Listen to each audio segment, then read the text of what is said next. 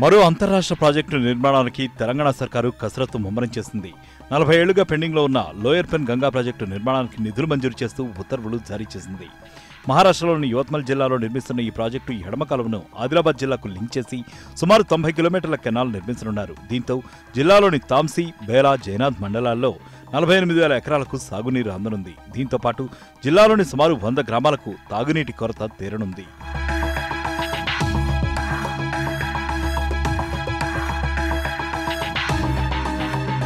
ఇటీవల ముంబై వెళ్లిన సీఎం కేసీఆర్ మహారాష్ట్రతో తెలంగాణకు అనుసంధానంగా ఉన్న ప్రాజెక్టులపై చర్చించి ఓ నిర్ణయానికి వచ్చారు.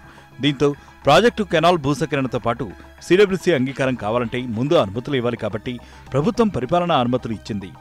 ప్రభుత్వం మంజూరు చేసిన 1227 కోట్ల నిధుల్లో 600 కోట్లు కెనాల్ నిర్మాణానికి, భూసేకరణకు, ప్రాజెక్టు నిర్మాణానికి తెలంగాణ వాటాగా 500 కోట్ల రూపాయలు, మిగతా పనులకు 127 కోట్ల రూపాయలను వినియోగించనున్నారు.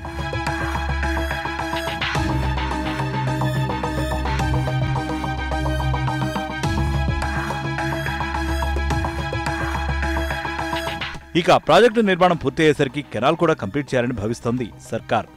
90 కిలోమీటర్లు నిర్మించనున్న కెనాల్ కోసం భూసేకరణతో పాటు కాలువ పనులు వేగవంతం చేయాలని కలెక్టర్ను ఆదేశించింది. కోర్టు కేసుల్లో ఉన్న భూములను ప్రత్యేక అడ్వకేట్లతో తొందరగా క్లియర్ అయ్యేలా చూడాలని సూచించింది. ఈ ప్రాజెక్టుతో ముంపు ఎంత గురవుతుందో చూసి వారికి పునరావాస ఏర్పాట్లు చేయాలని ఆదేశించింది. తెలంగాణ ప్రభుత్వం నిధులు మంజూరు చేసినంత స్పీడ్గా పనులు చేస్తుందో లేదో చూడాలి.